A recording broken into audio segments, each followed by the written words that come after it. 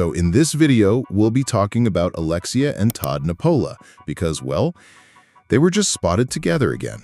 Right. Even though their divorce was finalized earlier this year, apparently a Miami Beach local saw them out together just this week. What's kind of interesting is, the person who saw them noted Alexia looked like she was being purposefully incognito. You know, visor, sunglasses, the whole deal, even though the weather was apparently overcast. And this sighting comes right as Todd is pursuing that big $11 million defamation lawsuit against Bravo. So, you can imagine viewers and commenters? They immediately started saying they felt manipulated. The conversation really demonstrates that a lot of fans think this whole back and forth thing might be, I don't know, contrived? Like, maybe it's all staged for contract negotiations or to keep Alexia secure on the Real Housewives of Miami while Todd goes after the network legally. It definitely evokes suspicion about the whole timeline. Before we get into the next update, I need to check in with you all. If you're enjoying our little tea session, take a millisecond to hit the like button and subscribe to join the best reality TV community on YouTube. Done? Let's move on to next update now. Next, we are going to talk about Kim Zolciak, who's reportedly in her first serious relationship since her divorce from Kroy Biermann.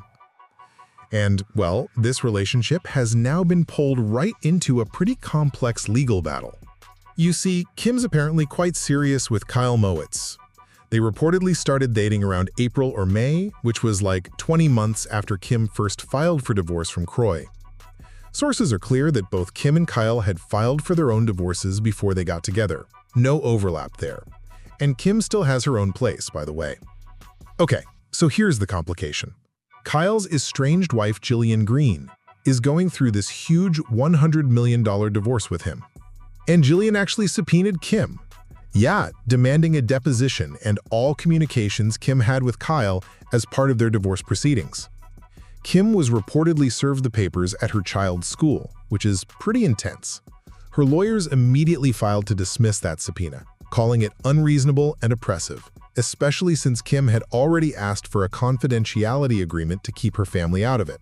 Now, despite issuing the subpoena, Jillian later testified in a deposition that Kim was not involved in the breakdown of her marriage to Kyle. So that's interesting. But then Kim's ex, Kroy Biermann, got involved. He reportedly reached out directly to Jillian Green. Kroy apparently called Jillian to warn her that Kim would, quote, drain money from Kyle. Jillian's deposition also mentioned that Kim had apparently already used Kyle's credit card for some Instacart groceries. Kroy also threw some shade at Kim's mental state, alleging she's a narcissist, has a gambling problem, and is never really around her children. Jillian did mention she met Kroy at her cousin's house to kind of avoid attention, and also clarified that she and Kroy were never romantically involved. So this was today's update about Kim Zolciak's new relationship and the ensuing subpoena drama.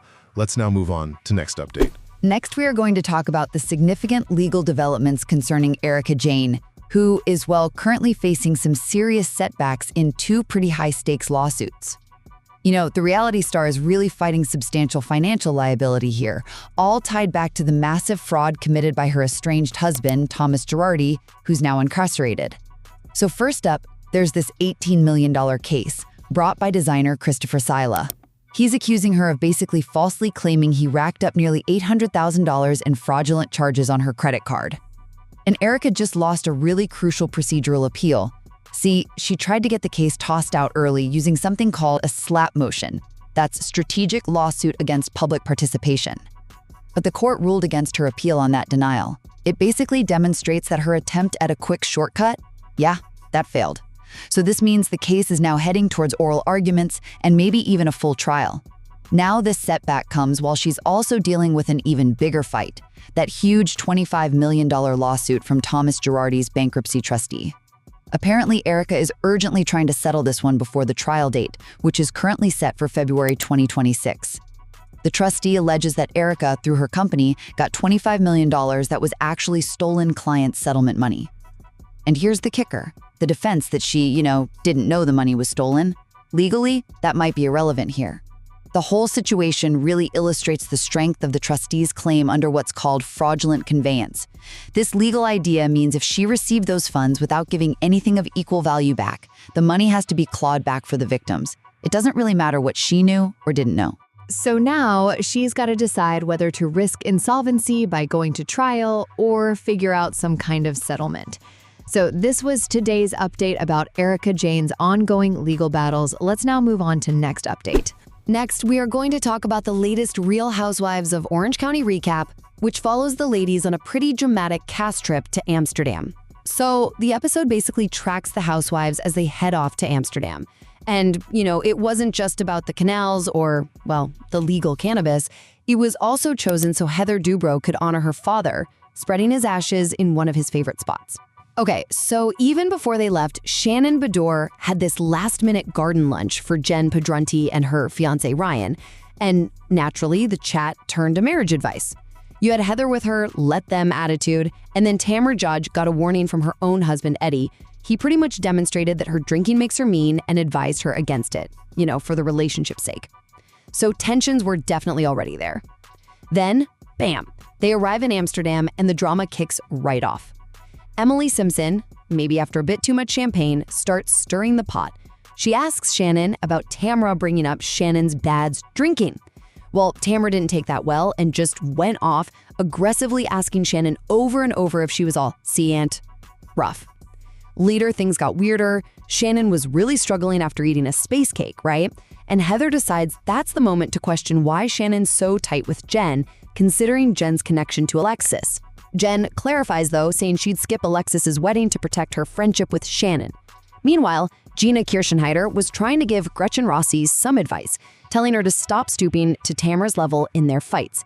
But then, in this kind of bizarre moment of peace, Tamra actually helped a super high Shannon find her lost hair clip. The night wrapped up with the group in the red light district. So this was today's update about the Real Housewives of Orange County Amsterdam trip. Let's now move on to next update. Next, we are going to talk about Real Housewives of Miami's Julia Lamigova. So she's actually seeking professional treatment now for PTSD, that's post-traumatic stress disorder, right after that really emotional 7th season reunion. This decision, well, it came after some pretty controversial moments this season, like when she tossed that glass of water at Gertie Abrera, and also claimed she'd slept with Adriana Demura. Julia's saying that having to relive all that painful stuff at the reunion was tough, but she sees it as a pathway for personal growth, even a healing experience. She's taking full responsibility, saying there's no excuse for throwing things or screaming, and she apologized again to Gertie. Julia explained that her actions weren't just random drama, okay? They apparently came from years of trauma she hadn't dealt with, stuff that just bubbled up until she felt totally cornered emotionally and just snapped.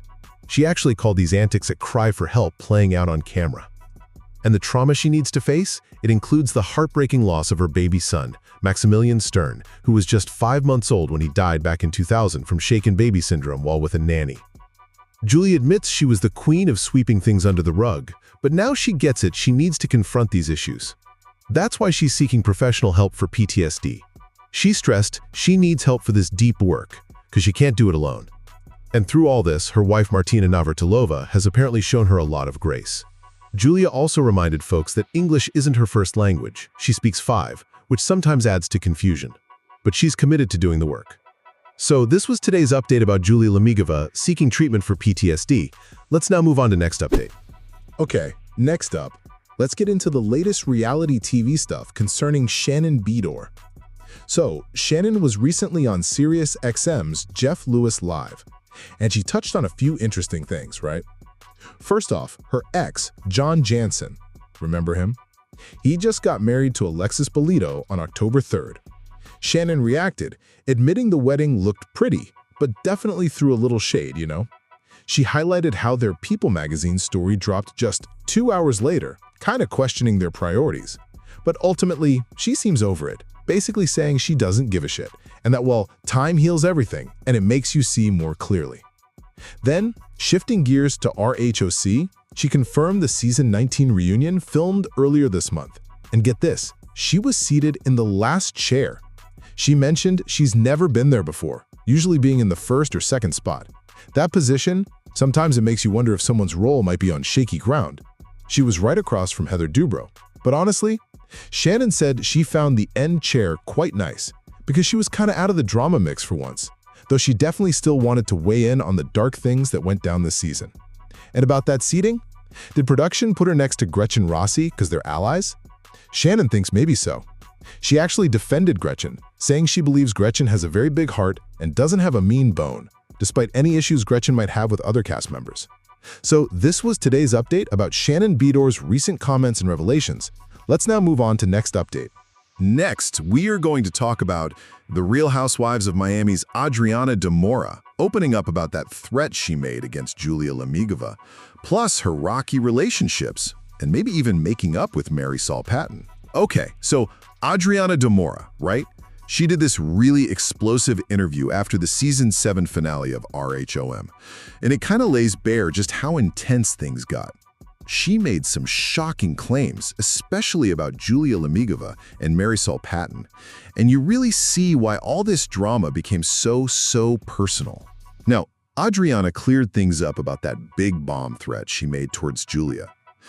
Turns out, it wasn't about those affair rumors Julia apparently bragged about before, calling Martina annoying and boring. Nope.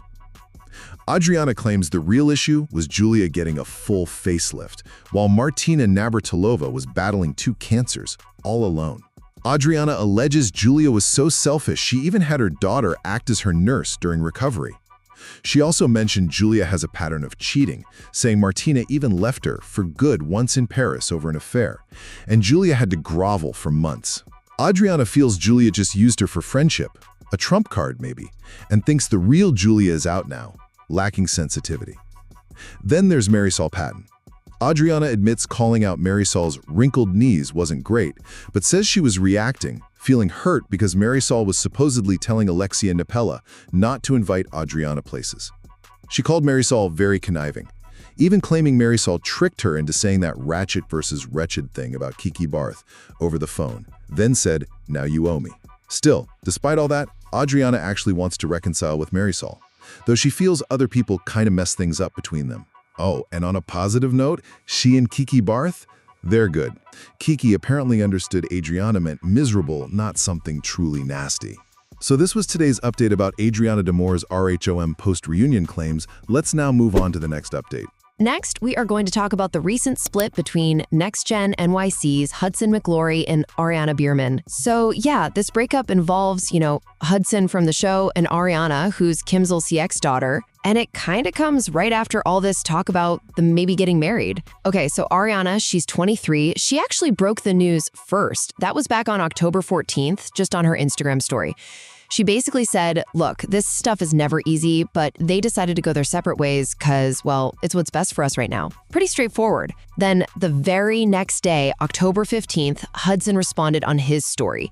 He felt like fans, deserve to hear both sides of our story. He confirmed he still loves Ariana, a lot, but said he needs to kind of step back, needs time to heal from and deal with stuff on my own to become the person I truly want to be. He also thanked everyone for the support. Now, what might shed some light on this is the whole marriage thing that was going on. Just back in August, Ariana was pretty open about wanting to get engaged soon. She'd even told Hudson about this 5-year rule she had, meaning he had less than 2 years left to pop the question. She said she wasn't trying to pressure him, but since he apparently talks about marriage all the time, she kind of called him out, stop talking about it and do it, or don't do it. Plus, remember her older sister Brielle got engaged earlier this year?